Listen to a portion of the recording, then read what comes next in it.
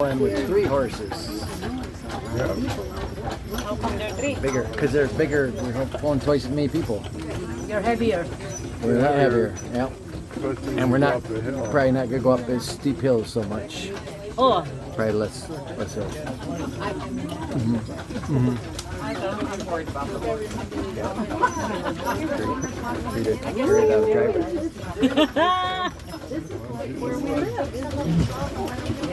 Say you. Grandma. You're gonna look for Tiny here.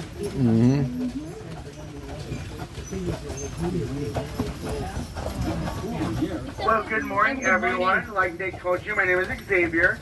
I'll be a tour driver for the second half of the tour. Not first half, second half of the tour. Xavier. I want to introduce you to my team right in front of me. Now, every trio here at Carriage Tour is actually the trio name. Their trio name is known as the Little Amish Boys. So we have Bo on the left, we have Coke in the middle, and we have Feather on the right. We'll be taking you all around the state park today. We're going to do a quick intermission break at our truck to let you guys view it. So just sit back, relax. We'll be together for the next 3 hours. 3-hour tour. I just say it's only an hour, guys. Don't worry, okay? It's only an hour. You're fine. Don't worry. Back to Okay? you, Taylor. I love you guys. After an hour, please leave, okay? No, I'm kidding. Did you guys enjoy Surrey Hills? Did everyone like it there? Yeah. Did anyone get the donuts? Yes? Okay, thank God. My last tour, everyone's like, no, we didn't get them. And I'm like, how? It's right there. They're making it right in front of you. How do you not get them? I love those donuts so much. I'm getting like half a dozen, and then I scarf them on my face like there's donut Mario. If my doctor is here, he'll tell me not to do that. Yeah, I know. But he's in another state, so I don't have to worry about this later on. Okay, we're fine now. Yeah, guys, walking about Island State Park. This is Michigan's first state park. Before it was our first state park, it was actually our second national park, right behind Yellowstone. So back in 1887, Congress came together to decide whether or not this would become our second national park, and it passed. But a couple years after that, the fort got decommissioned. So Congress then decided to give the island back to the state of Michigan, turning into our first state park in 1895. Now, I love traveling. I love visiting every state park I can. This state park actually has 2 unique rules you have to follow. The first rule being, there's no camping allowed here. You can kind of get around that rule. Some people say it's illegal. To those people I say, mind your business, I want to camp, okay? All you have to do, hold up a hammock, take a nap, and bam! You just hit the camping. You're welcome. If you get a ticket though, that's not my problem. I'm telling you right now. I'm a crazy on a carriage story you decide to listen to. Not my problem. The second rule to the state park, there's no open flames allowed here. I figured that's kind of obvious because you know, we're surrounded by trees. Trees are made from wood. Wood burns if you didn't know that, right? The more you know. Well, if a flame does break out into the state park, it can burn the whole island down within 24 to 40 hours. There is one exception to that rule, and I will show you that one exception. It is near the fort, so we get near the fort area, we'll talk about more then. The road we're currently on is taking us up to our first attraction, the cemeteries. Ooh, dead people, we love it, right? Now, this is actually not the original place of the cemeteries. If you remember your downtown portion of the tour, they should have talked about the Twilight and Windsor building, giant green buildings, red doors, right across the medical center. Where those buildings stand today, that's where the original place the other cemetery was. When tourism started booming here on the island, they decided the first thing you see off a ferry shouldn't be a cemetery. So they used all the city records, dug up all the bodies, and placed them back here. We have 4 cemeteries back here. We have the St. Anne's Catholic Church, Protestant Church, Post Cemetery, and the Native American Burial Ground. In order to be buried back here, you don't need to be an islander, you don't need to be a taxpayer, you don't even need to be born here on the island. The only thing you do need to be is dead. Other than that, it's just $12,000 per plot. So you know, just some loose change really. If anyone has that loose change, send it my way. I would be buried here, it's so beautiful. The first cemetery viewing on your right, this is St. Anne's Catholic Church Cemetery. I like to learn about 2 families in particular. The first family is the Biddle family. I'm hoping Biddle House, Edward Biddle, all the house here on Mackinac Island. Hoping that all sounds familiar to you guys. On your right, straight ahead, you're going to see a green plaque with gold lettering on it. Now that plaque signifies where the Biddle family lays rest. I like to talk about the third tombstone in Mary Biddle, Edward Biddle's daughter. When Mary and Edward are both alive, they were crossing the ice bridge from St. Ignace to the island when unfortunately Mary Biddle lost her footing, slipped through the ice, and died. She passed away at the age of 10 years old. It took them a day to find her body, and when they found her body, Edward Biddle came up with a brilliant idea saying, what if we save all our old Christmas trees and we place them on the ice so people know where safe passages from the mainland to the island and vice versa? Well, that's a tradition we'll be keeping up ever since. It's going to honor Mary's legacy, as well as say thank you, Mary, every time you cross the ice bridge. The second family I talk about here is the Chambers family. Now, back in the early 1900s, a gentleman came onto the island with his first horse was Carriage, the modern-day car, essentially. He's zooming all around the island, scaring every horse. So the Chambers family went up to him and said, don't you ever bring that thing back here? And he never did. From that moment on, the Chambers family have been the front runners of the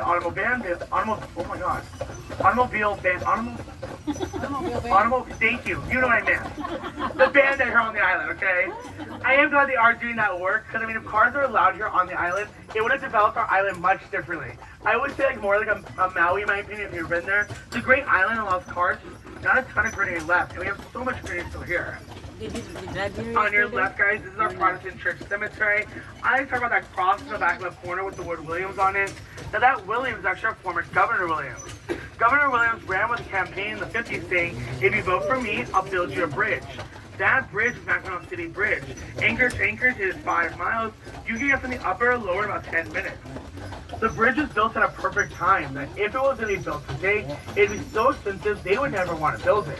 And before we had that bridge, we had an auto ferry that could get back to a day and a half. So I'm super glad we have the bridge today. On your left, we have another green plaque with gold lettering on it. Now this plaque signifies the oldest grave site we have in the Protestant church cemetery. The lady that's buried there lived to be 88 years old, which is very shocking because the average life expectancy during her time was only about 30 to 40 years old. She did write in her journal the secret to a long life is to actually never get married. Might be too late for some of you, and I'm very sorry right now. Very sorry. On your left, guys, you're passing our post cemetery. We have 111 soldiers buried here today, but only 39 of them are known. Now, the reason why we have unknown soldiers is before their permanent tombstones like they are today, they were all made out of wood. Obviously, wood, nature, deterioration starts happening, creating an unknown soldier. So if you notice our flag, it is going a half-staff to honor the unknown soldier, and a lot of people like to point out to me, I hear daily, why don't you just use your records? The city used records, they knew who was who, they knew where to relocate the bodies. If you use your records, you wouldn't have an unknown soldier. Bam, I just solved the problem, you're welcome. I'm gonna tell you right now, you're right, you're 100% right. We should use records. The records would have saved us a lot of time and a lot of headaches. But the problem with the point you just brought up is that most of the records were destroyed and the others were lost. So there's no way of knowing who was who unless a tombstone was there. We are the only couple cemeteries authorized to fly our flag at half-staff. The other ones are Arlington, Gettysburg, Pearl Harbor, and outside the U.S., Normandy, France. Now, as we're coming down this teeny tiny little hill, on your right, look at the back left corner, you just see a totem pole with a giant landmass behind it. I see right now on the left. Now that is our Native American burial ground. About 8 years ago, they were doing some maintenance work at the Murray House when they discovered 6 bodies. Thanks to forensic DNA testing, they realized that Native Americans called all the local tribes together and gave those bodies a proper burial. The reason why it's in a giant landmass is if you look at it from an aerial point of view, it's actually the shape of a turtle's back. Mackinac Island, translated by the native tongue, translates to Turtle Island. They believe their god formed Mackinac Island in the shape of a turtle's back, where it's up from the water and it's floating in water just like a turtle would do. So if you look all around the downtown area, you're going to see a bunch of turtle statues everywhere. I know the gatehouse is like 6 of them stacked above each other. That is paying homage and heritage to the Native Americans who were first here on the island. Now folks, we have reached the most scariest part of the tour. I am always so terrified of this part. I'm getting goosebumps just thinking about it honestly, because you have Skull Cave on your left. Ooh. That's it, that's all it looks like. There's nothing else to it. Never look at a skull, you can't even go inside of it, that's it, that's all it is. Now the reason why it's called Skull Cave is because back when the Native Americans were trying to take over the fort from the British, the chief tribe leader had a blood brother who was a British soldier. So the day before the attack during nightfall, he goes out looking for his blood brother, he finds him, he puts him in a cave and he tells them, stay here, I'll be back in the morning time, don't leave, your life will be in danger if you do. The soldier does as he's told. He's staying there the whole night. He's tossing, turning, trying to get a good night's sleep. Can't get one. Things are poking him. Not really sure what it is. Come morning time, when life is funny in, he realizes sleeping on skulls and bones the whole time. Hence the name Skull Cave. The reason why the Native American picked that site is because he knew it was an ancient burial ground that no Native American would set foot in. And at the same time, the British Army didn't know anything about the location. So he was truly safe from both sides, and come morning time, the Native Americans did show back up. There's a couple of stories I do and don't believe about Skull Cave. One of the stories I do believe is that back in the 70s and 80s, there were giant parties happening inside of it. And I believe that's true. It's a lot smaller today than it was back then. Back then it was massive. It was 10 feet tall, 30 feet deep. You can literally fit 2 of those red and yellow carriages inside of it and still do a 3-point trying to get out. Whoa, they're massive.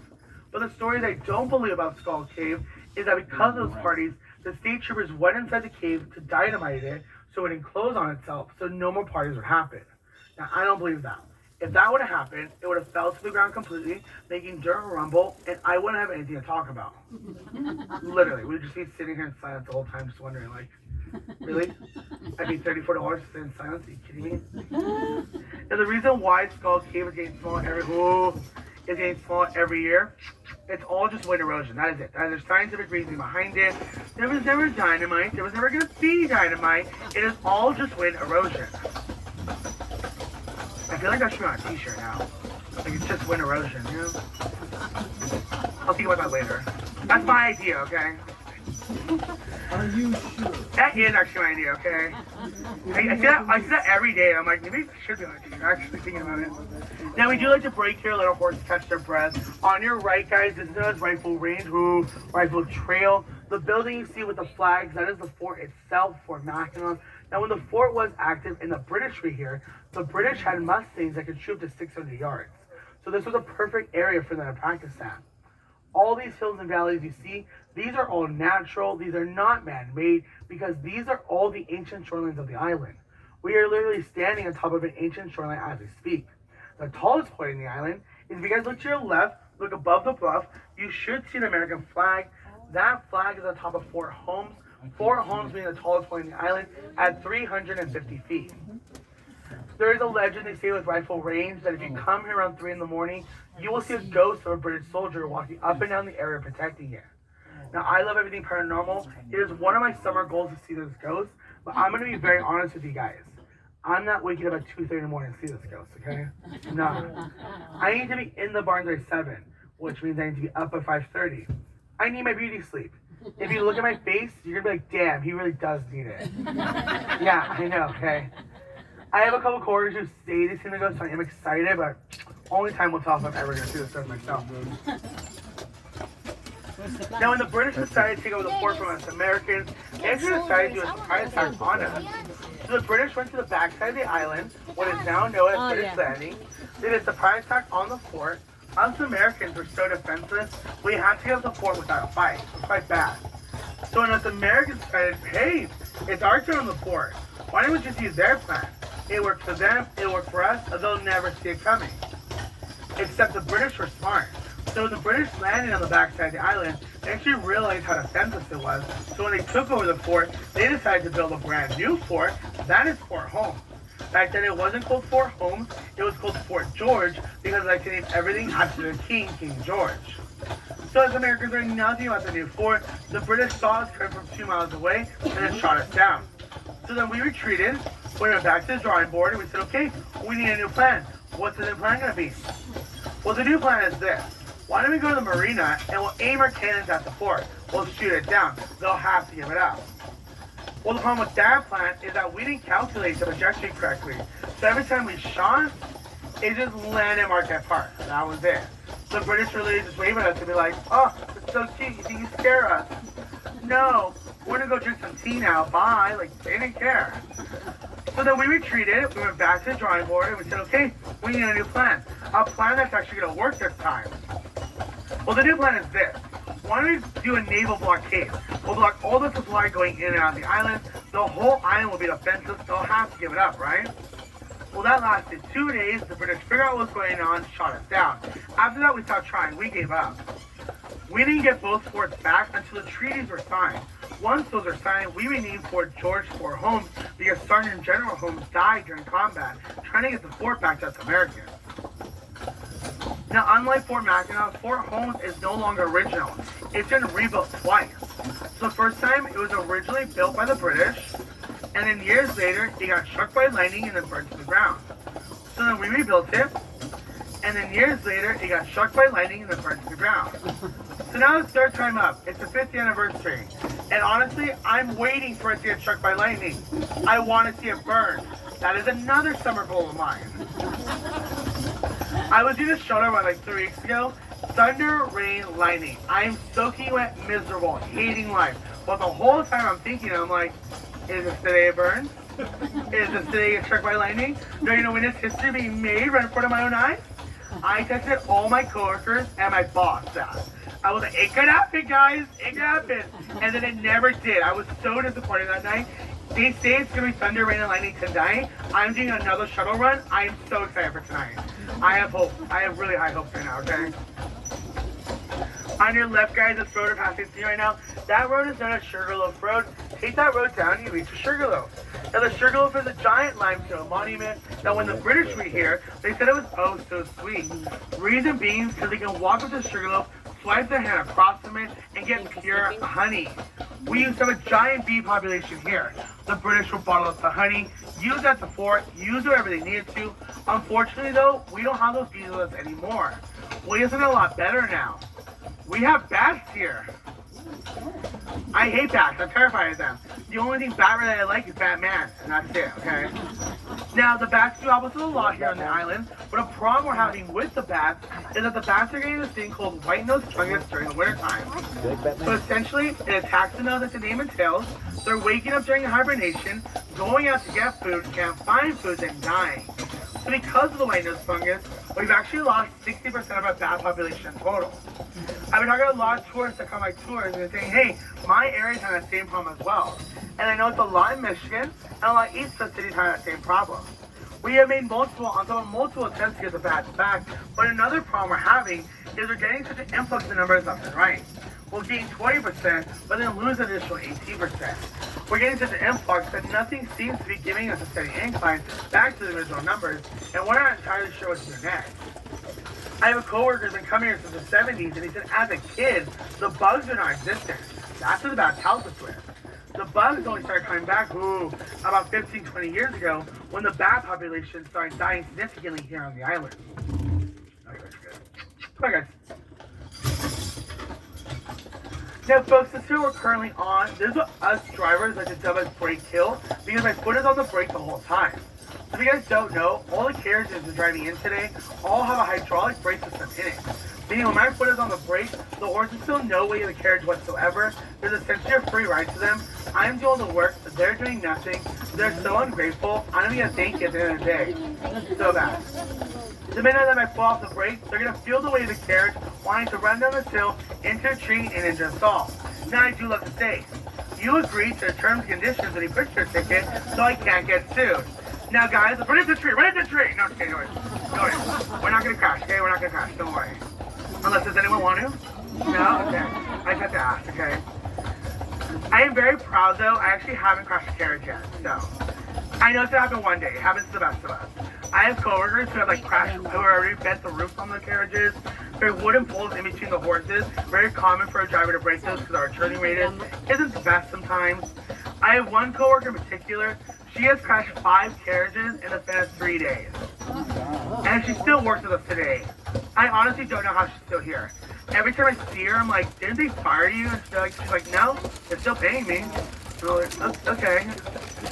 All I'm going to tell you guys right now is if you're planning to take a carriage ride from Surrey Hill back to downtown, good luck, you might get her. She's working today. Have fun. I'm not saying her name. You'll figure that out on your own.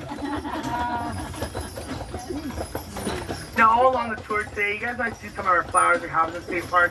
We have over 75 species of flowers here. When I walk these trails, I know some of Trillium, Black-Eyed Susan, Pink Lace Slippers, Buttercup, Picnic-Nuts. We have a lot of flowers here. If you guys see a flower you like, take a photo of it and then walk away afterwards.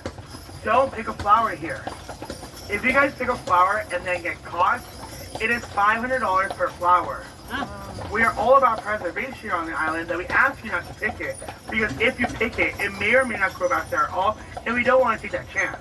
So we just ask to take a photo. That photo lasts 2 years, compared to the flower dies about 3 to 4 days, okay? Let's take a photo, it's a lot easier. On your left, this whole valley, you're gonna start seeing this whole valley is all known as a limestone quarry. When the British were here, there was huge chunks of limestone. They placed a tamarack tree above it and then burn it. The reason why they picked a tamarack tree is because it's an oil-based tree that can burn up to 2,000 degrees. They let it burn for a day, throw some Lake Huron water on top of it, you'd crack the limestone, they send that off to the fort to be used as building material. All the soil you see around you is very shallow. It's only about 4 to 5 feet deep at most. Everything underneath that is all limestone. It makes it very hard to bury a body here. Very hard. The locals like to double the rock because essentially that's what we are. We are a floating rock. We are so full of limestone here. That's what we talk about. That's what we show you guys. We are so full of it here. And since we're so full of it, we'll be taking our quick intermission break at our Chalk a Limestone Monument. Because again, guys, we're full of it here. Now, folks, I'm going to give you guys, I know, it's always up there. I'm going to give you guys 10 minutes here. I will do a first and last call. If you are not back by my second call and I have left, don't worry. Another carriage will be here in about 3 to 4 days to pick you up. You'll be fine. You're going to see some brown staircases on your left. Don't take them. They're useless. I'm telling you right now. It's 50 stairs up, 50 stairs down. That's your 10 minutes, by the way. And then you get up there, and it says Nicolette may or may not be the first white man on Mackinac Island. There you go. It's going to trip your walk. You don't even get to the arch in there. It's useless, I'm telling you. Oh. Now, folks, I do ask that you be back by noon. Be back by noon. You are more than welcome to leave your stuff here.